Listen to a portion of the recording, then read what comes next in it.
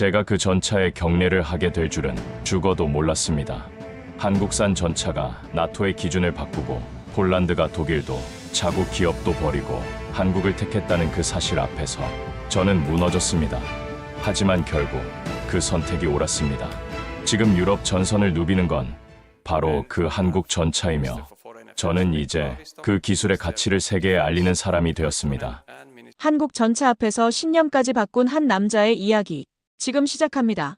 사연 시작 전 구독과 좋아요로 한국 방산을 응원해주세요. 저는 마렉 노바크, 폴란드 군수기술청에서 30년을 일한 기술 감사관입니다. 한때는 나토의 무기 인증팀에 소속되어 유럽 각국의 전차와 자주포를 분석하고 평가하는 일을 했습니다. 저 같은 사람들에게 체계는 신념이자 신분이었습니다. 1992년부터 시작된 제 커리어는 독일 라인메탈의 레오파르트 시리즈와 함께 성장했다고 해도 과언이 아니었습니다. 냉전이 끝나고 유럽이 하나가 되어가던 그 시절, 서독의 기술력은 곧 자유세계의 상징이었거든요. 제가 처음 손에 잡은 기술 매뉴얼도 독일어였고 제가 배운 무기체계 분석법도 독일식이었습니다. 그런 제가 한국의 K2 전차를 본 순간 느낀 건 감탄이 아니라 거부감이었습니다. 한국이라니 너무 낯설지 않은가? 아무리 최신형이라 해도 나토의 무기 표준과는 결이 다르다는 이유로 저는 처음부터 도입을 강하게 반대했습니다. 사실 그 거부감의 뿌리는 더 깊었습니다. 제가 알고 있던 한국은 1970년대 현대중공업이 유럽 기술을 들여와 조선업을 시작한 나라였습니다. 자동차도 미쓰비시 기술로 만들던 나라가 아니었던가요? 그런 나라가 갑자기 최첨단 전차를 만든다? 솔직히 믿기지 않았습니다. 당시만 해도 정부는 독일의 레오파르트2 A8을 고려 중이었습니다. 저 역시 그 방안에 기대를 걸고 있었지요. 유럽산, 검증된 시스템, 나토 연계성. 저는 그것이 폴란드의 자존심이라 믿었습니다. 회의실에서 제가 늘 강조했던 건 이런 것들이었어요. 우리는 서유럽의 일원입니다. 동양의 기술에 의존해서야 어떻게 나토 체계와 연동하겠습니까? 레오파르트는 이미 16개국에서 검증된 시스템입니다. 왜 굳이 모험을 해야 합니까? 지금 생각해보면 참 어리석었지만 그때만 해도 저는 진심이었습니다. 제 논리는 나름 견고해 보였거든요. 실제로 레오파르트2는 냉전 시대부터 서독을 지켜온 검증된 무기였고 스웨덴, 핀란드, 네덜란드 등에서도 채용한 믿을만한 시스템이었으니까요. 하지만 현실은 그렇게 움직이지 않았습니다. 전쟁은 이미 시작됐고 우리는 전차를 당장 필요로 했습니다. 우크라이나 전선에서 매일 같이 들려오는 소식은 폴란드 정부로 하여금 더 이상 기다릴 수 없게 만들었어요. 그 와중에 폴란드는 한국과의 K2 전차 1차 계약 180대를 전격 체결했습니다. 그 소식을 들었을 때 저는 사무실에서 한참을 멍하니 앉아 있었습니다. 제가 그토록 반대했던 결정이 국방부 장관의 서명 한 번으로 확정되어 버린 거예요. 그 순간 저는 느꼈습니다. 이제 나 같은 사람은 설 자리가 없겠구나. 회의석상에서 제 의견은 점점 설득력을 잃었습니다. 젊은 장교들과 실무진들은 더 이상 제가 말하는 검증된 질서를 듣지 않았습니다. 특히 기억에 남는 건 한 소령의 말이었어요. 감사관님, 지금 필요한 건 체계가 아니라 속도입니다. 레오파르트를 6년 기다리는 동안 전쟁이 끝날지 계속될지 아무도 모릅니다. 그 말에 저는 아무 대답도 하지 못했습니다. 제 30년 경력이 한순간에 무너지는 기분이었거든요. 더욱 충격적이었던 건 그 젊은 장교가 틀리지 않았다는 사실이었습니다. 독일은 정말로 6년을 기다리라고 했고 가격도 한국의 2배가 넘었거든요. 그날 밤 집에 돌아와서도 잠이 오지 않았습니다. 창밖으로 보이는 바르샤바의 야경을 바라보며 생각했어요. 내가 지켜온 것들이 정말 올바른 것이었을까? 하지만 그 질문에 대한 답을 찾기엔 아직 제 자존심이 너무 컸습니다. K2 1차 계약 체결 소식이 전해졌을 때 저는 회의실에서 아무 말 없이 앉아 있었습니다. 하지만 속은 타들어갔지요. 제가 20년 넘게 함께해온 폴란드 국영 방산기업 PGG는 당연히 이 사안을 좌시하지 않았습니다. PGG는 폴란드가 자랑하는 방산업체였습니다. 1950년대부터 소련의 T-55를 면허 생산했고 1990년대엔 독일과 합작으로 PT-91 전차도 만들어낸 곳이었거든요. 그런 PGG가 갑자기 나타난 한국 업체에게 밀린다? 그들의 자존심이 상한 건 당연했습니다. 왜 우리가 부품까지 한국에서 받아야 합니까? PGG 관계자의 목소리는 분노로 떨리고 있었습니다. 820대 전량을 우리가 만들겠습니다. PGG는 곧바로 K2PL 전차 전량 자국 생산을 요구하며 정부와 현대 로템 측에 강하게 압박을 넣었습니다. 그 회의에 저도 참석했었어요. PGG 관계자는 제게 직접 말했습니다. 노바크 감사관, 당신도 우리 편이겠지? 외국 기술에 의존하는 게 옳은 일입니까? 저는 그 순간 그들에게 힘을 실어주었습니다. 우리는 만들 수 있다. 기술도 인력도 있다. 그런데 그게 진심이었을까요? 지금 돌이켜보면 아니었습니다. 그건 사실 제 마지막 자존심이자 반발심이었습니다. 한국의 기술이 아무리 좋아도 그걸 받아들이는 건 제가 살아온 질서를 부정하는 일이었거든요. PGG의 주장은 나름 설득력이 있어 보였습니다. 이미 그들은 체코의 판처 하우프니체와 독일의 라인메탈과도 협력 경험이 있었고 폴란드 내 최대 규모의 중공업 시설을 보유하고 있었으니까요. 특히 크라쿠프 외곽에 있는 그들의 공장은 연간 200대 이상의 장갑차를 생산할 수 있는 규모였습니다. 하지만 제가 놓치고 있던 건 현대식 전차 생산이 단순히 철판을 용접하는 수준이 아니라는 사실이었어요. K2 전차에 들어가는 자동장 전장치, 사격 통제 시스템, 능동 방어 체계 같은 건 완전히 다른 차원의 기술이었거든요. 그런 저에게 후배 기술자들은 차갑게 말했습니다. 감사관님, 이건 감정이 아니라 수치의 문제입니다. 특히 기억에 남는 건 김치크 소령의 말이었어요. 그는 독일 뮌헨 공대에서 기계공학을 전공한 젊은 장교였는데 늘 제게 반기를 들던 친구였거든요. PGG가 마지막으로 신규 전차를 생산한 게 언제입니까? PT-91이 2002년이었습니다. 그것도 T-72 개량형에 불과했고요. 지금 요구되는 건 4세대 전차 수준의 정밀 가공 기술입니다. 저는 대답 대신 서류를 들이밀었습니다. 그럼 실사해보자. PGG가 정말 안 되는지. 그 순간 저는 제가 이기기를 바라고 있었어요. PGG가 할 수 있다는 걸 증명해서 한국 기술을 거부할 명분을 만들고 싶었던 거죠. 며칠 후 폴란드 정부와 현대 로템의 공동 실사단이 PGG를 방문했습니다. 저도 기술 자문관 자격으로 동행했어요. 실사단에는 한국에서 온 현대 로템 기술진 3명도 포함되어 있었는데 그들의 체크리스트를 보는 순간 저는 살짝 당황했습니다. 첫 번째 항목부터가 120mm 활강포 제작 능력이었거든요. PGG는 105mm까지는 가능했지만 120mm 활강포는 한 번도 만들어 본 적이 없었습니다. 두 번째는 자동장 전장치 조립 라인, 이것도 마찬가지였어요. PGG의 기존 생산 라인은 모두 수동 장전 방식에 맞춰져 있었거든요. 가장 치명적이었던 건 세 번째 항목인 파워팩 조립 및 검수 시설이었습니다. K2 전차에 들어가는 독일산 MTU 엔진과 한국산 변속기를 조합한 파워팩은 극도의 정밀함을 요구하는 부품이었어요. 단순히 조립만 하는 게 아니라 진동 테스트부터 극한 온도 테스트까지 통과해야 했거든요. 결과는 처참했습니다. 최소 5년 이상 업그레이드가 필요하며 면허 생산은커녕 조립조차 불가능한 수준이란 평가가 나왔습니다. 더 심각한 건 그 5년이라는 시간도 한국 측의 전폭적인 기술 지원이 있어야 가능한 수치라는 점이었어요. 그날 밤 호텔방에서 실사 보고서를 읽으며 제 마지막 방어선이 무너졌습니다. 보고서 마지막 페이지에는 현대 로템 측의 코멘트가 적혀 있었어요. PGG의 열정과 의지는 충분히 확인했으나 현 시점에서 K2 전차 생산은 현실적으로 불가능함. 단, 향후 협력 파트너로서의 가능성은 열어두고 있음. 그 문장을 읽는 순간 저는 이상하게도 안도감을 느꼈습니다. 제가 그토록 지키려 했던 우리만의 방식이 사실은 시대에 뒤떨어진 고집이었다는 걸 마침내 받아들일 수 있게 된 거예요. 그리고 그 순간부터 제 신념의 벽은 조금씩 균열을 보이기 시작했습니다. PGG의 실사 결과가 공식적으로 발표되던 날, 저는 아무 말도 하지 못했습니다. 바르샤바 국방부 청사 3층 회의실에서 열린 그 브리핑은 제게 마지막 일격과도 같았어요. 실사단장이 담담한 목소리로 읽어내려간 결론은 명확했습니다. PGG의 현재 생산 능력으로는 K2 전차의 핵심 부품 제작이 불가능하며 최소 5년의 설비 투자와 기술 습득 기간이 필요함. 하지만 이는 전시 상황에서 허용될 수 없는 시간임. 정부는 그 즉시 K2G F180대를 한국에서 직접 도입하는 2차 계약안을 승인했습니다. 그 결정은 제게 배신처럼 느껴졌습니다. 우리는 우리 산업을 포기한 건가? 그게 제 첫 생각이었습니다. 30년간 폴란드 방산업의 성장을 지켜본 제게 그 결정은 항복선언처럼 들렸거든요. 회의가 끝나고 청사를 나서는데 봄비가 부슬부슬 내리고 있었어요. 우산도 없이 걸으며 생각했습니다. 내가 지켜온 게 뭐였을까? PGG를 믿고 유럽 체계를 신뢰하고 검증된 것만을 고집해온 제 판단이 모두 틀렸다는 게 믿어지지 않았어요.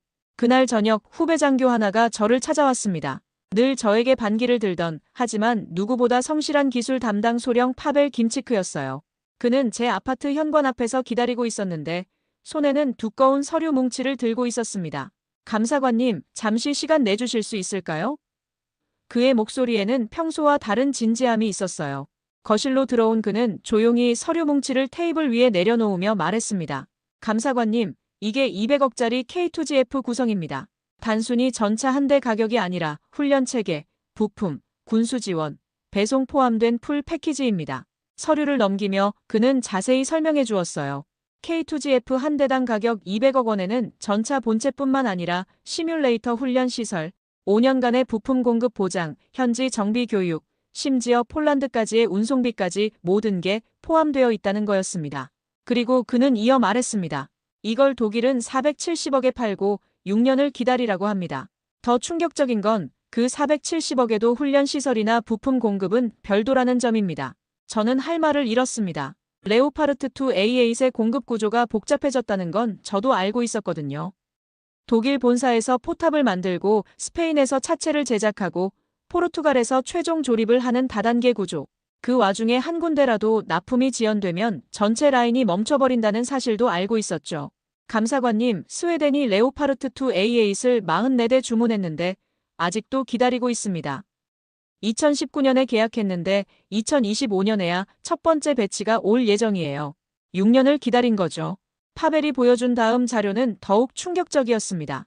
독일의 라인메탈과 크라우스 마파이는 연간 레오파르트 생산량이 고작 48대라는 거였어요. 월 4대 수준이었죠. 반면 한국의 현대로템은 연간 100대 이상을 생산할 수 있고 전시체제로 전환하면 월 20대까지 가능하다는 자료도 있었습니다. 이건 단순한 가격 경쟁이 아닙니다. 감사관님. 생산 능력의 차이예요. 그러나 저는 여전히 받아들이기 어려워했어요. 하지만 레오파르트는 검증된 시스템이야. 16개국에서 사용하고 있고 나토 체계와 완벽히 호환되잖아.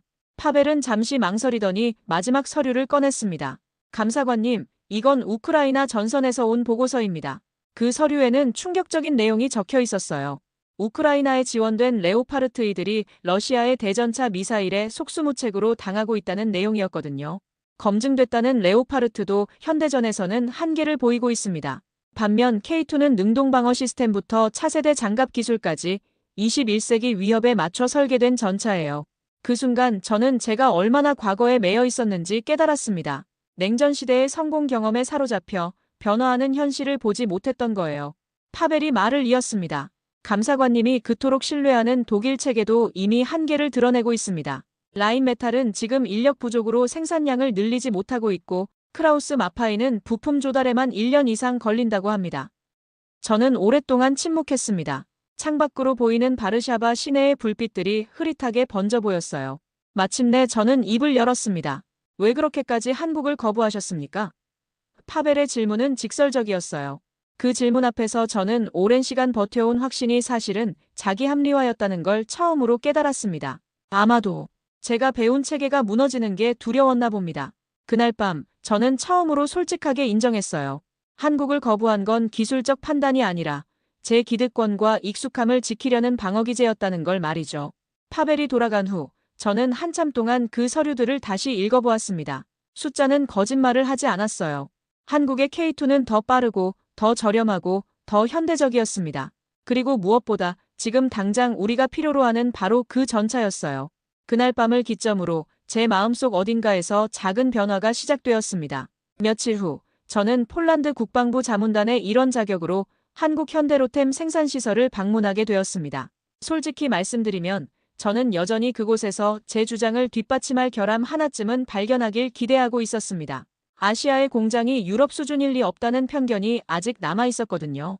인천공항에 도착했을 때부터 예상과 달랐습니다. 공항 자체가 제가 알던 1990년대 한국의 이미지와는 완전히 달랐어요. 깔끔하고 효율적이며 어떤 면에서는 프랑크푸르트나 뮌헨 공항보다도 더 현대적으로 보였습니다.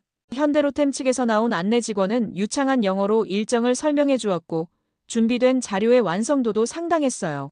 하지만 그 기대는 공장 문을 들어서자마자 산산이 깨졌습니다. 울산에 위치한 현대로템 본사 공장의 규모부터가 압도적이었어요. 축구장 20개를 합친 것보다 큰 단일 건물 안에서 K2 전차가 실시간으로 조립되고 있었습니다. 전차 생산 라인은 하루 단위로 조립 속도를 맞추고 있었고 실시간으로 부품 재고, 열 처리, 탑재 진척이 대형 스크린에 표시되고 있었습니다. 제가 유럽에서 본 그 어떤 방산업체도 이런 수준의 디지털화를 구현하지 못했어요. 독일의 라인메탈도 프랑스의 넥스터도 말입니다. 가이드로 동행한 기술 책임자 이정훈 상무는 저에게 차분히 설명했습니다. 지금 이 라인에서 나오는 K2GF 전차는 폴란드로 바로 선적되고 있습니다.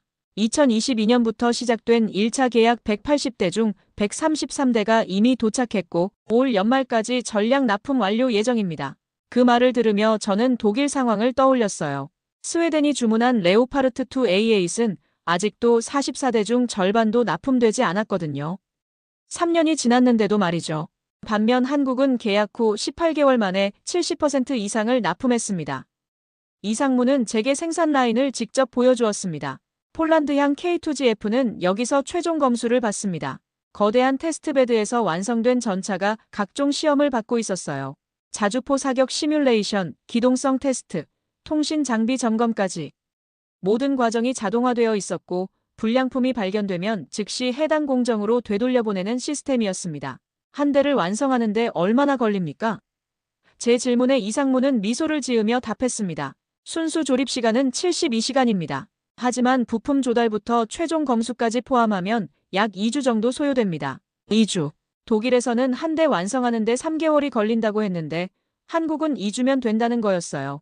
더 놀라운 건 품질 면에서도 전혀 타협하지 않는다는 점이었습니다.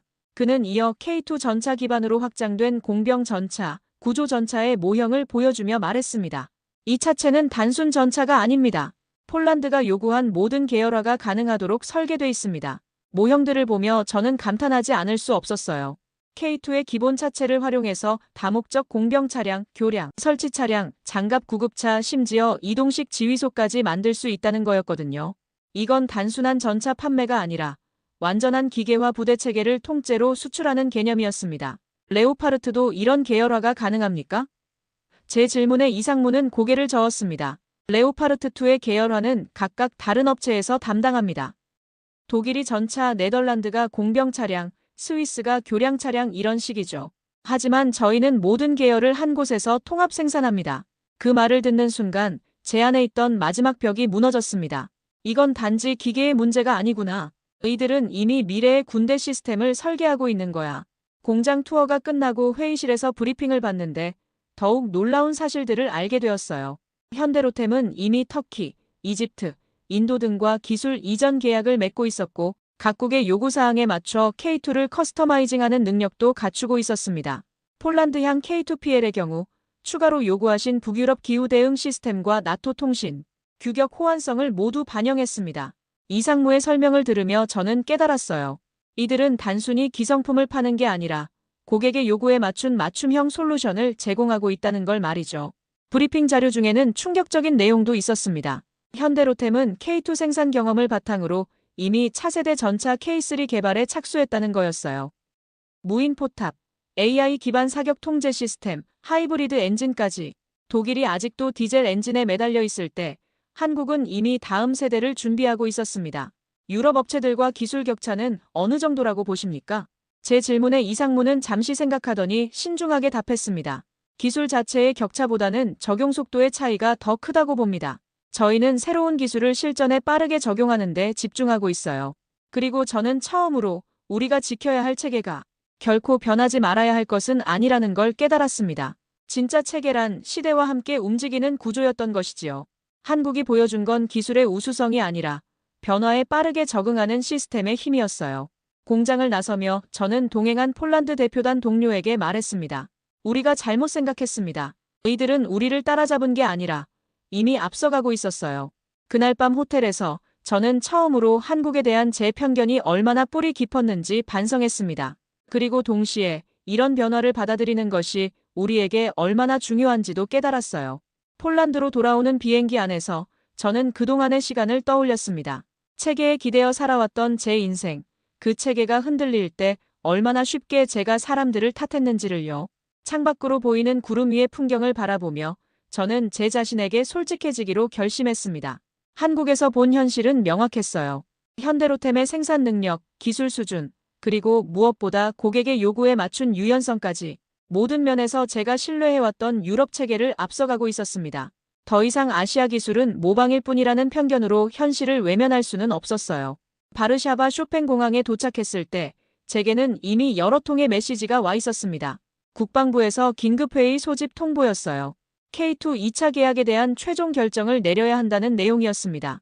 저는 그 순간 알았어요. 이제 제가 어떤 선택을 해야 할지를 말이죠. 며칠 뒤 정부는 공식 발표를 했습니다. 2차 계약분 K2GF 180대는 모두 한국 직도입, K2PL 63대는 PGG의 조립 방식으로 한정 생산, 그 외 핵심 부품은 전량 한국으로부터 공급받기로 했습니다. 발표문을 읽는 국방장관의 목소리는 담담했지만 그 결정이 가져올 파장은 상당할 것 같았어요. 그 순간 저는 이상하게도 안도했습니다. 이 결정은 누군가의 패배가 아니라 현실을 받아들인 이성의 선택이었기 때문입니다. 제가 그토록 고집했던 자존심보다는 실용성을 택한 결정이었죠. 그리고 그것이 옳다는 걸 한국에서 직접 본 저는 누구보다 잘 알고 있었습니다. 회의실에서 나오는 길에 파벨 소령을 만났어요. 그는 제게 다가와 조용히 말했습니다. 감사관님, 한국 다녀오신 소감이 어떠셨나요? 저는 잠시 망설이다가 솔직하게 답했습니다. 제가 틀렸습니다. 완전히 틀렸어요. 파벨의 표정에는 의외라는 기색이 역력했어요. 그도 제가 이렇게 빨리 마음을 바꾸리라고는 예상하지 못했을 거예요. 한국 기술이 그렇게 인상적이었습니까? 그의 질문에 저는 고개를 저었습니다. 기술만의 문제가 아니었어요. 그들의 접근 방식 자체가 달랐습니다. 더 놀라운 건 PGG가 이제는 자사의 역할을 K2PL의 조립 허브로 인정하고 슬로바키아, 체코 등 인근 국가로 수출을 위한 하위 공정 준비에 들어갔다는 점이었습니다. 예전 같았으면 분노했을 그 결정조차 이젠 새로운 질서의 시작으로 보였습니다. PGG 관계자가 제게 직접 전화를 걸어온 것도 그 무렵이었어요. 노바크 감사관, 우리도 현실을 받아들이기로 했습니다. 한국과의 협력을 통해서라도 우리 기술을 발전시키는 게 맞다고 봅니다. 그의 목소리에는 더 이상 자존심이나 고집이 느껴지지 않았어요. 대신 미래를 향한 실용적 판단이 있었습니다. K2PL 조립 과정에서 우리가 배울 수 있는 기술들이 많을 것 같습니다. 자동화 시스템, 품질 관리, 생산 효율성까지. 이걸 우리 것으로 만들면 다음 세대에는 더 주도적 역할을 할 수 있을 거예요. 그의 말을 들으며 저는 깨달았어요. 진정한 자존심이란 고집이 아니라 학습하려는 의지라는 걸 말이죠. 며칠 뒤 국방부는 폴란드 K2 기술 자문단을 재편하며 저에게 연락을 해왔습니다. 자문위원으로 돌아와 달라는 제안이었죠. 사실 저는 한국 방문 이후 제 역할에 대해 많이 고민했었어요. 제가 그토록 반대했던 사업에 다시 참여하는 게 맞는 일인지 확신이 서지 않았거든요. 하지만 국방부 측의 설명을 들어보니 생각이 달라졌습니다. 감사관님의 경험과 통찰력이 필요합니다. 특히 유럽 체계와 한국 체계의 차이점을 이해하고 계시니 향후 기술 도입 과정에서 중요한 역할을 해주실 수 있을 것 같습니다. 저는 망설임 없이 수락했습니다. 그리고 제 서랍 깊숙한 곳에 넣어두었던 명패를 꺼내 다시 책상 위에 올려두었습니다. 거기엔 이렇게 적혀 있었습니다. 기술보다 앞선 판단을 할 수 있는 사람. 처음 그 말을 들었을 땐 자랑스러웠지만 지금은 조금 다르게 들립니다. 기술보다 앞선 판단이란 어쩌면 가장 늦게 변화를 받아들이는 우리 세대가 가장 노력해야 할 부분이었는지도 모르겠습니다. 새로운 자문단 첫 회의에서 저는 동료들에게 말했습니다. 우리의 역할은 한국 기술을 감시하는 게 아니라 그들로부터 배우는 것입니다. 그리고 그 과정에서 우리만의 강점을 찾아 발전시키는 것이죠. 젊은 장교들의 표정이 놀라움에서 존경으로 바뀌는 걸 느꼈어요. 아마도 제가 이렇게 솔직하게 변화를 인정할 거라고는 예상하지 못했을 거예요. 하지만 저는 이제 확신했습니다. 진정한 전문성이란 고집이 아니라 학습 능력이라는 걸 말이죠. 그날 저녁 집으로 돌아오는 길에 바르샤바 구시가지를 걸었습니다. 2차 대전으로 폐허가 된 이 도시가 완전히 새롭게 재건된 것처럼 때로는 과거를 완전히 내려놓고 새로운 시작을 하는 것도 필요하다는 생각이 들었어요. 제가 30년간 쌓아온 경험과 지식이 무의미해진 건 아닙니다. 다만 그것들을 새로운 현실에 맞게 재해석하고 활용하는 지혜가 필요한 것이죠. 그리고 그 첫걸음을 저는 한국에서 배웠습니다. 며칠 후 폴란드 북부에 위치한 기계화 여단 훈련장에서 K2 계열 전차의 공개 시연이 열렸습니다. 저는 새롭게 구성된 기술 자문단 배지를 달고 그 행사에 참석했습니다. 3개월 전만 해도 상상조차 하지 못했던 자리였습니다. 그때는 한국 전차가 폴란드 땅을 달리는 모습을 보는 것 자체가 굴욕처럼 느껴졌었거든요. 훈련장에 도착하니 장관이었습니다. 행사장에는 한국에서 직도입된 K2GF 전차, 폴란드 내에서 조립한 K2PL 시제품, 그리고 그 기반으로 제작된 공병 전차, 교량 전차, 회수 전차가 한 줄로 정렬돼 있었습니다. 총 8대의 차량이 늘어선 모습은 그 자체로 하나의 완성된 기계화 부대를 보는 것 같았어요. 폴란드군 기갑부대 사령관이 브리핑을 시작했습니다. 오늘 시연할 K2 계열 차량들은 단순한 전차가 아닙니다. 통합 전투체계의 구현체입니다. 그의 설명을 들으며 저는 놀랐어요. 불과 몇 달 전만 해도 회의적이었던 군 수뇌부가 이제는 K2를 적극 옹호하고 있었거든요. 시연이 시작되었습니다. 첫 번째는 K2GF의 기동 시연이었어요. 지늘기 낀 야지에서도 서스펜션이 부드럽게 반응하며 차체가 흔들림 없이 고속으로 기동하는 모습을 보고 제 옆에 있던 루마니아 장성이 중얼거렸습니다.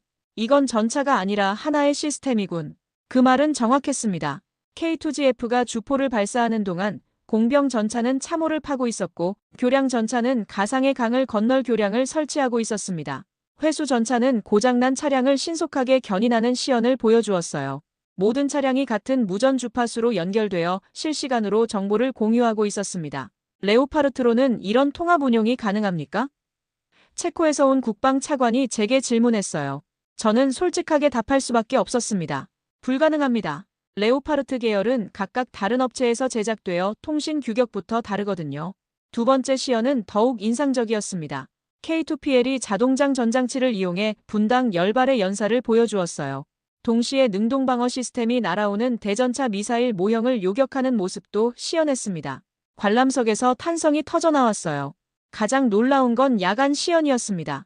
완전한 암흑 상태에서 K2의 열상 카메라와 레이저, 거리 측정기가 2km 떨어진 표적을 정확히 식별하고 명중시키는 모습을 보여주었거든요.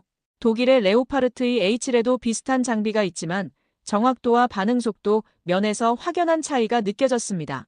시연 중간에 한국에서 온 현대로템 기술진이 간단한 설명을 해주었어요. K2의 사격 통제 시스템은 AI 기반으로 작동합니다. 표적을 식별하고 사격 해법을 계산하는데 0.3초밖에 걸리지 않습니다. 0.3초. 레오파르트는 최소 1.2초가 걸린다고 알고 있었는데 4배나 빠른 속도였어요.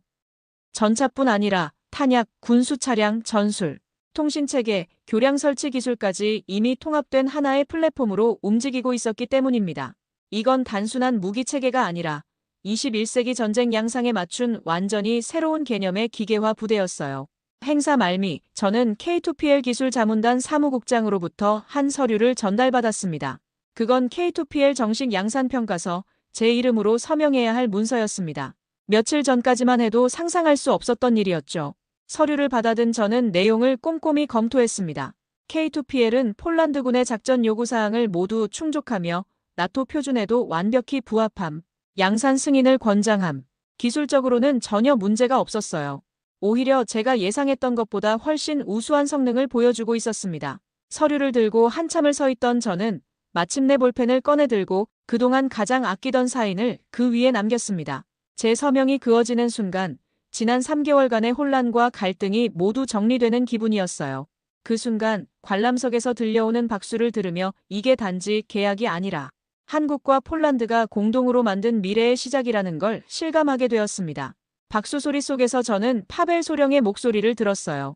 감사관님, 축하드립니다. 시연이 끝나고 뒤풀이 자리에서 만난 한국 기술진들과 대화를 나누었습니다. 그들은 제게 말했어요. 폴란드는 우리에게 첫 번째 유럽 파트너입니다. 앞으로 다른 유럽 국가들과의 협력에서도 폴란드의 경험이 큰 도움이 될 것 같습니다. 그때 저는 깨달았어요. 우리가 한 선택이 단순히 폴란드만을 위한 게 아니라 유럽 전체의 방산 협력 구조를 바꿀 수 있는 출발점이 될 수 있다는 걸 말이죠. 한국은 우리를 통해 유럽 시장에 진출하고 우리는 한국을 통해 차세대 기술을 습득하는 윈윈 구조였습니다. 훈련장을 떠나며 저는 다시 한번 K2 전차들을 바라보았습니다. 석양을 받아 반짝이는 철갑 위에 폴란드 국기와 독수리 문양이 새겨져 있었어요. 한국 기술과 폴란드 전통이 조화를 이룬 모습이었습니다. 그 모습을 보며 저는 확신했어요. 이것이 바로 21세기 국제협력의 모델이라는 걸 말이죠. K2PL 시연이 있은 지 얼마 지나지 않아 폴란드 국방부는 공식 보도자료를 통해 발표했습니다. 슬로바키아와의 K2PL 수출 협력 양해각서 체결. 수치로는 단순한 외교 성과처럼 보였지만 그 속엔 의미심장한 구조가 숨겨져 있었습니다. 저는 그 발표문을 읽으며 한국의 전략이 얼마나 정교한지 새삼 깨달았어요. 이 수출 계약에서 조립은 PGG가 맞습니다. 하지만 실상은 명확했습니다. 포탑, 주포 사격 통제 장치, 자동장 전장치, 디지털 전자계통, 파워팩 전부 한국 현대 로템의 기술로 이루어지고 있으며 이 부품들은 그대로 한국에서 생산되어 납품되는 구조였습니다. 폴란드는 사실상 조립 공장 역할만 하는 셈이었죠. 며칠 후 국방부에서 열린 내부 세미나에서 한 경제학자가 이런 구조를 가리켜 말했습니다. 한국이 진정한 승자다. 듣자니 꽤 정확한 표현이었습니다. 한국은 핵심 기술과 부품을 독점 공급하면서 지속적인 수익을 확보하고 폴란드는 조립과 수출이라는 명분을 챙기는 구조였거든요. 폴란드는 명분을 챙기고 한국은 핵심 기술과 부품 공급이라는 실리를 챙긴 계약 구조. 심지어 부품 공급 단가는 완제품보다도 비싸게 책정되는 경우도 있었습니다. 그건 자동차 정비와 비슷한 원리였습니다. 신차보다 부품 단가가 더 높을 수밖에 없는 구조적 이익이었어요. 세미나에서 공개된 자료를 보니 더욱 놀랐습니다. K2PL 한 대당 조립비는 약 20억 원인데 한국에서 공급받는 핵심 부품비는 150억 원이었어요. 조립 과정에서 폴란드가 창출하는 부가가치는 전체의 12%에 불과했습니다. 나머지 88%는 한국이 가져가는 구조였죠. 이게 정말 우리에게 유리한 계약입니까? 세미나 참석자 중 한 명이 질문했어요. 저는 잠시 생각한 후 답했습니다. 지금 당장은 아닐 수도 있습니다. 하지만 10년 후를 생각해 보세요. 우리는 이 과정에서 차세대 전차 기술을 습득하게 될 것입니다. 당시 독일의 상황을 떠올렸습니다. 레오파르트 2 A8의 대당 단가는 약 470억 원, 그러나 연간 생산량은 고작 월 4대 이하. 심지어 스웨덴은 A8 44대를 계약하고도 6년 뒤 인도를 기다려야 했습니다. 독일의 라인메탈과 크라우스 마파이는 주문이 몰릴 때마다 인력 부족과 부품 조달, 지연을 이유로 납기를 계속 연장했어요. 그에 비해 한국은 K2GF를 계약 2년 만에 130대 이상 납품했고 연내 180대 전량 납품 완료 예정이라는 말까지 나왔습니다. 이건 단순한 기술 경쟁이 아니라 생산력의 전쟁이었습니다. 독일이 장인 정신에 매달려 있을 때 한국은 대량 생산 시스템을 완성해버린 거죠. 세미나 후 저는 PGG의 관계자와 개별 면담을 가졌습니다. 그는 제게 솔직하게 말했어요. 처음엔 자존심이 상했습니다. 우리가 단순 조립업체로 전락한 것 같아서 말이죠. 하지만 지금은 생각이 달라졌습니다. 그의 설명을 들어보니 흥미로웠습니다. PGG는 K2PL 조립 과정에서 한국의 생산 기법을 직접 배우고 있었어요. 자동화 라인, 품질 관리 시스템, 공급망 관리까지. 10년 후에는 우리도 독자적인 전차를 만들 수 있을 것 같습니다. 한국 기술을 베이스로 해서 말이죠. 그의 말을 들으며 저는 깨달았어요. 이게 바로 한국의 전략이었다는 걸 말이죠. 단순히 완제품을 수출하는 게 아니라 생산 기술과 노하우까지 함께 전수하면서 장기적인 파트너십을 구축하는 것. 그래서 10년, 20년 후에도 지속적인 협력 관계를 유지할 수 있는 구조를 만드는 거였어요. 한국은 이제 단순한 무기 수출국이 아니라 플랫폼 공급국이 되어가고 있었습니다. 그리고 우리는 그 기반 위에서 동유럽의 신생 수출망을 만드는 조립 파트너가 되어가고 있었지요. 체코, 슬로바키아, 루마니아까지 모든 나라가 K2를 원하고 있었고 폴란드는 그 허브 역할을 하게 된 거였어요. 며칠 후 슬로바키아 국방부 대표단이 바르샤바를 방문했습니다. 그들은 K2PL의 현지 조립 가능성을 타진하러 온 거였어요. 저도 기술자문단 자격으로 그 회담에 참석했는데 슬로바키아 측의 요구사항이 흥미로웠습니다. 우리는 K2의 기본 성능은 그대로 유지하되 산악지형에 특화된 서스펜션과 추가 장갑을 원합니다. 슬로바키아 국방차관의 요청을 들으며 저는 놀랐어요. 이들도 단순한 도입이 아니라 자국 상황에 맞춘 커스터마이징을 원하고 있었거든요. 한국 측 대표는 즉석에서 답했습니다. 기술적으로 충분히 가능합니다. 터키양 알타이 전차에서 이미 유사한 개조를 경험했거든요. 그리고 그는 덧붙였어요. 폴란드의 PGG가 조립을 담당하고 우리는 기술 지원과 부품 공급을 맡는 방식은 어떨까요? 그 순간 저는 한국의 전략이 얼마나 치밀한지 깨달았습니다. 폴란드를 동유럽 진출의 교두보로 활용하면서 동시에 각국의 특수 요구사항까지 반영할 수 있는 유연한 시스템을 구축한 거였어요. 독일이 표준화된 레오파르트만 고집할 때 한국은 고객 맞춤형 솔루션을 제공하고 있었습니다. 회담이 끝나고 슬로바키아 대표단을 배웅하며 저는 생각했어요. 우리는 지금 역사의 전환점에 서 있구나. 동유럽의 방산 지형이 완전히 바뀌고 있었어요. 독일 중심에서 한국 중심으로, 그리고 그 변화의 중심에 폴란드가 있었습니다. 우리는 변화에 적응하고 있었고 그 과정에서 새로운 기회를 찾은 거죠. 며칠 뒤 바르샤바 방산정책국 청사에서 차세대 유럽 방산 협력 포럼이 열렸습니다. 저는 기술자문단을 대표의 발언자로 섰고 연단 아래엔 예전의 후배 장교들이 앉아 있었습니다. 그날 저는 오래전 저 자신과 마주하는 기분이었습니다. 불과 6개월 전만 해도 한국 기술을 거부했던 제가 이제는 그 기술의 가치를 설파하는 자리에 서게 된 거였어요. 포럼에는 16개국의 국방 관계자들이 참석했습니다. 독일, 프랑스, 이탈리아 같은 전통 방산 강국부터 체코, 슬로바키아, 루마니아 같은 동유럽 국가들까지 모두가 한국의 K2 플랫폼에 대해 알고 싶어 했어요. 특히 독일 대표단의 표정이 인상적이었습니다. 자신들의 레오파르트가 시장에서 밀리고 있다는 현실을 받아들이기 어려워하는 기색이 역력했거든요. 제 발표 순서가 되었을 때 저는 준비해온 원고를 접어두고 솔직한 심정을 털어놓기로 했습니다. 저는 6개월 전까지만 해도 한국의 K2 전차를 강력히 반대했던 사람입니다. 30년간 유럽 방산 체계를 신뢰해왔고 그것이 최선이라고 믿었거든요. 청중들의 표정이 궁금해졌어요. 저는 계속해서 말했습니다. 하지만 현실은 제 믿음을 산산조각 냈습니다. 독일의 레오파르트는 6년을 기다려야 하고 가격은 2배였습니다. 한국의 K2는 2년 만에 납품되었고 성능은 오히려 더 우수했어요. 독일 대표단 중 한 명이 손을 들었습니다. 그렇다면 기술적 신뢰성은 어떻게 보장합니까? 레오파르트는 40년간 검증된 시스템입니다. 예상했던 질문이었어요. 저는 미소를 지으며 답했습니다. 40년 전 기술로 오늘의 전쟁을 치를 수는 없습니다. 우크라이나 전선을 보세요. 전쟁 양상이 완전히 바뀌었어요. 드론, 정밀 유도 무기, 전자전. 이런 환경에서는 오히려 최신 기술이 더 안전합니다. 저는 한국에서 직접 본 경험을 바탕으로 구체적인 사례들을 들었습니다. K2의 능동방어 시스템이 어떻게 작동하는지, AI 기반 사격 통제 시스템이 얼마나 정확한지, 그리고 무엇보다 전체 시스템의 통합성이 얼마나 뛰어난지를 설명했어요. 지금 이 순간에도 K2 전차는 땅을 달리고 한국에서는 다음 단계를 준비하고 있습니다. 이제 우리는 미래를 주저없이 선택해야 합니다. 말을 마치고 돌아와 앉은 제게 박수가 터져나왔어요. 특히 젊은 장교들의 박수가 유독 큰 것 같았습니다. 발표가 끝나고 휴식 시간에 젊은 장교가 다가와 말을 걸었습니다. 감사관님, 아니, 이젠 선생님이라 불러야겠네요. 그 말에 저는 살짝 웃었습니다. 얼마 전까지만 해도 제 의견을 무시하던 그 청년이었습니다. 선생님의 변화가 저희에게 큰 용기를 주었습니다. 기성세대도 변할 수 있다는 걸 보여주셨거든요. 파벨의 말을 들으며 저는 뭉클했어요. 제가 변한 것이 단순히 개인적 깨달음이 아니라 조직 전체에 긍정적 영향을 미치고 있다는 걸 느꼈거든요. 그는 제게 최신 자료 한 장을 건넸습니다. K2PL을 기반으로 한 차세대 K2X 유럽 공동개발 제안서, 폴란드, 한국, 슬로바키아 3국이 참여하며 공동 연구와 라이선스 협력으로 향후 10년간 유럽 전차 시장을 주도할 계획이라 했습니다. 이건 정말 가능한 일입니까? 저는 놀라며 물었어요. 파벨은 자신있게 답했습니다. 한국 측에서 이미 긍정적 반응을 보였습니다.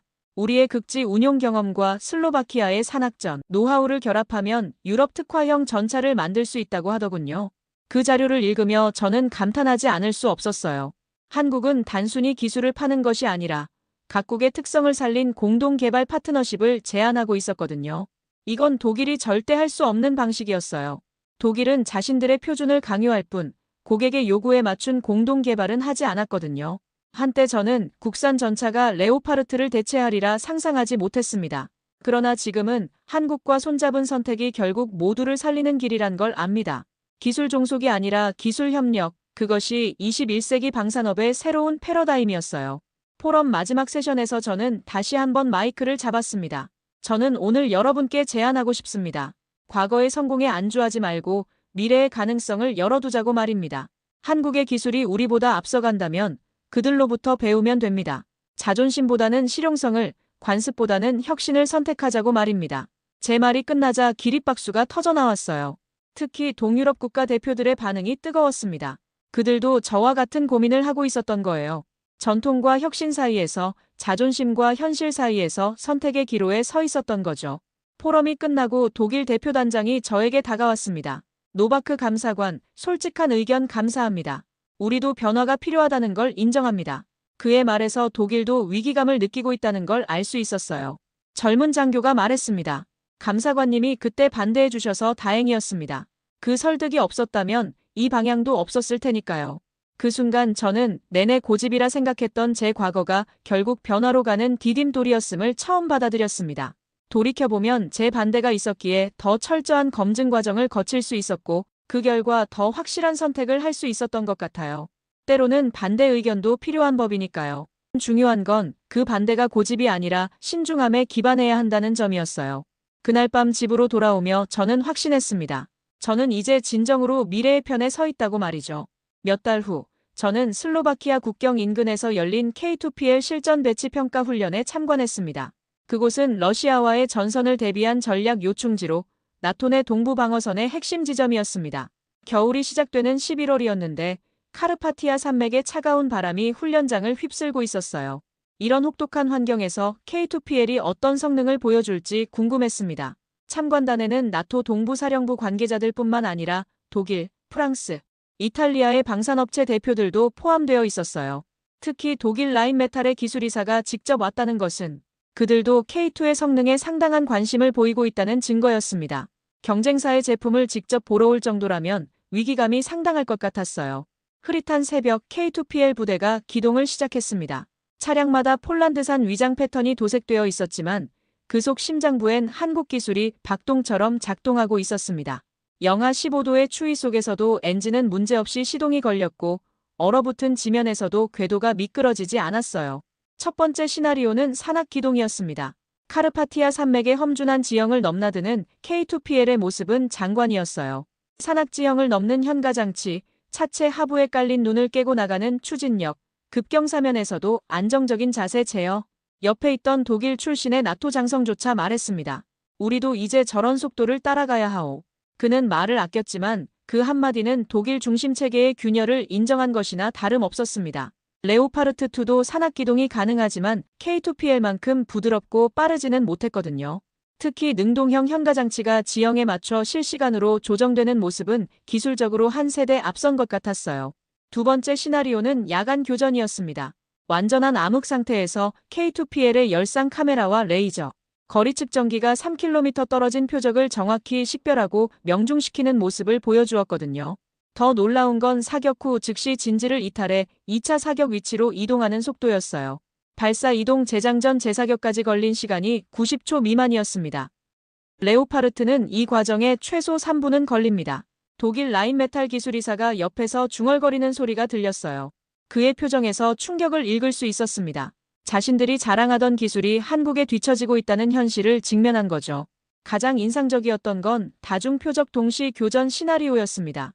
4대의 K2PL이 서로 다른 방향에서 나타난 8개의 표적을 동시에 공격하는 모습이었어요.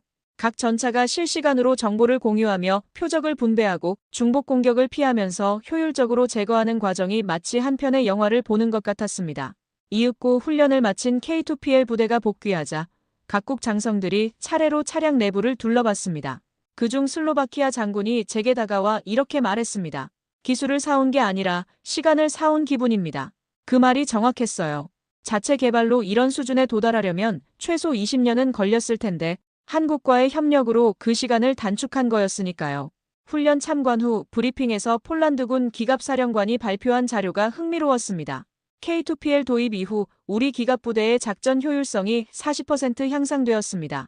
특히 야간 작전과 악천 후 작전에서의 개선이 두드러집니다. 40%라는 수치는 단순한 개선이 아니라 질적 변화를 의미했어요. 같은 수의 전차로 훨씬 더 많은 임무를 수행할 수 있게 된 거였고 이는 국방비 절약 효과로도 이어질 수 있었습니다. 브리핑 중에 한국 현대로템에서 온 기술진이 추가 설명을 해주었어요. K2PL은 계속 업그레이드가 가능합니다.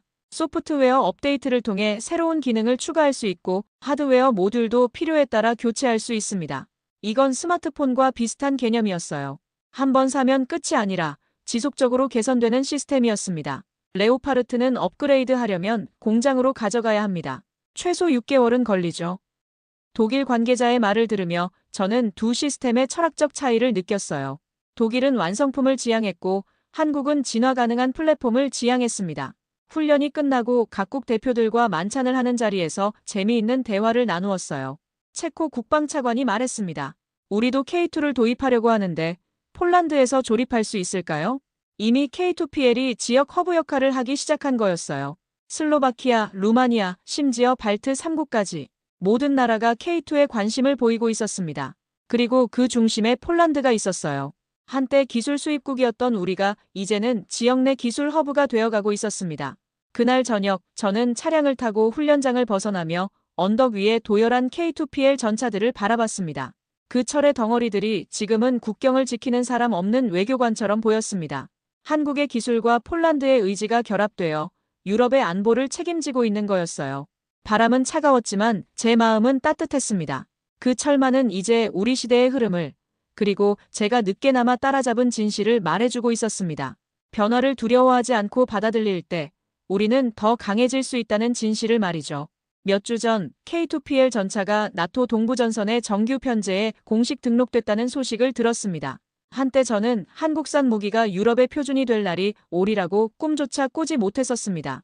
그런데 이제 나토 회의에서 폴란드 한국 공동 개발 K2PL이라는 표현이 공식 문서에 등장하고 있어요.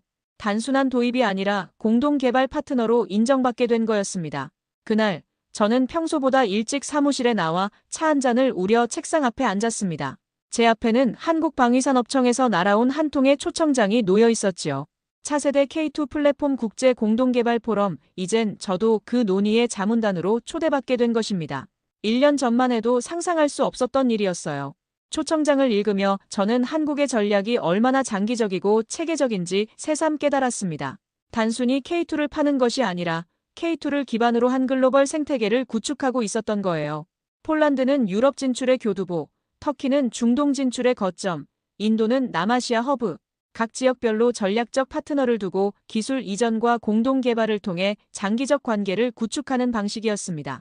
K2는 단순한 무기를 넘어 방산 외교와 산업 구조, 군수 시스템까지 수출하는 플랫폼이 되었습니다. 심지어 PGG 같은 자국 산업도 이제는 함께 가야 할 파트너로 한국을 인정하고 있습니다. PGG 관계자가 최근에 제게 한 말을 떠올려 보면 한국과의 협력 없이는 우리의 미래도 없다고 했어요. 완전히 달라진 인식이었죠. 며칠 후 국방부에서 열린 K2 후속 사업 설명회에 참석했는데 발표 내용이 놀라웠습니다. 슬로바키아, 루마니아, 체코 이제는 모두가 K2를 언급합니다. 독일이 생산하지 못하고 미국이 가격으로 밀어붙일 때 한국은 속도와 유연성, 그리고 계약 이행력으로 선택받았습니다. 가장 상징적인 변화는 독일의 반응이었어요. 라인메탈이 최근 한국의 한화 시스템과 합작회사 설립을 발표했다는 소식을 들었을 때 저는 시대의 완전한 전환을 실감했습니다. 과거에는 한국이 독일 기술을 도입했다면 이제는 독일이 한국과 손잡고 싶어 하는 구조가 된 거였어요. 설명회에서 공개된 자료 중에는 충격적인 내용도 있었습니다. 유럽 내 차세대 전차 시장에서 K2 계열이 60% 이상의 점유율을 확보할 것으로 전망된다는 분석이었어요.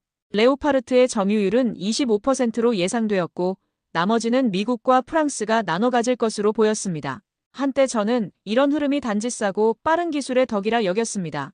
하지만 지금은 압니다. 그 안엔 신뢰가 있었고 현실을 직시하는 결단이 있었으며 과거를 고집하지 않는 유연성이 있었다는 것. 무엇보다 고객의 요구에 맞춘 맞춤형 솔루션을 제공하는 서비스 정신이 있었어요. 폴란드가 그 물꼬를 텄고 이제 유럽 전체가 그 흐름에 올라탔습니다. 우리가 수출한 건 단지 강철 덩어리가 아니라 시간과 신뢰, 그리고 스스로를 바꿀 수 있다는 가능성이었습니다. K2 도입 과정에서 우리는 배웠어요. 자존심보다는 실용성이, 관습보다는 혁신이 더 중요하다는 것을 말이죠. 최근 PGG에서 열린 K2PL 생산라인 완공식에 참석했을 때의 일이 기억납니다. 우리는 한국으로부터 기술만 배운 게 아닙니다. 변화하는 용기를 배웠습니다. 그 말을 듣고 제가 느꼈던 변화의 경험을 다른 사람들도 공유하고 있다는 걸 알 수 있었습니다. 이제 저는 조용히 믿고 있습니다. 우리는 무기를 수출한 것이 아니라 미래를 사는 법을 유럽에 알려준 것이라고. 한국이 보여준 건 단순한 기술력이 아니라 변화에 대응하는 시스템의 힘이었어요. 고정된 틀에 갇히지 않고 상황에 맞춰 유연하게 적응하는 능력이었습니다. 그리고 그 안에는 과거의 기준에 머물렀던 한 사람이 뒤늦게나마 미래의 편에 선 한 걸음이 작게나마 보태졌기를 바랄 뿐입니다. 제가 초기에 반대했던 것도 결국 더 철저한 검증 과정을 거치게 만들었고 그 결과 더 확실한 선택을 할 수 있었다고 생각해요. 며칠 전에는 제 손자가 저에게 물어봤습니다. 할아버지, 한국 전차가 정말 독일 전차보다 좋아요? 저는 웃으며 답했습니다. 좋고 나쁨의 문제가 아니란다. 시대에 맞는지의 문제지. 지금 이 순간도 한국은 멈추지 않고 있습니다. K2X, K3, 차세대 무인 전차까지.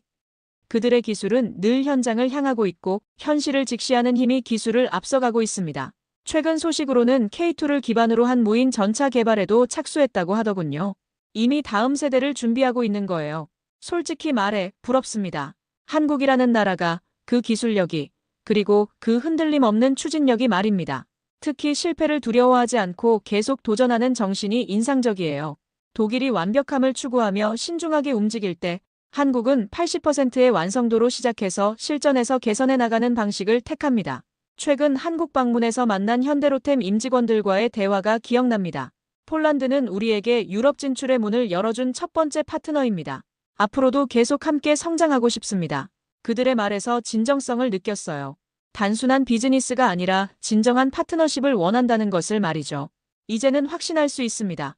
다음 세대의 유럽 전장은 한국 전차 위에 서 있을 것입니다. 그리고 그 변화의 중심에 폴란드가 있었다는 것을, 그 변화를 받아들이는 과정에서 저 같은 기성세대도 새로운 것을 배울 수 있었다는 것을 자랑스럽게 생각합니다. 변화는 두렵지만 변화를 받아들일 때 우리는 더 강해집니다. 한국이 우리에게 가르쳐준 가장 큰 교훈이 바로 그것이었어요. 미래를 사는 법은 과거에 매달리지 않고 현실을 직시하며 변화에 적응하는 것입니다.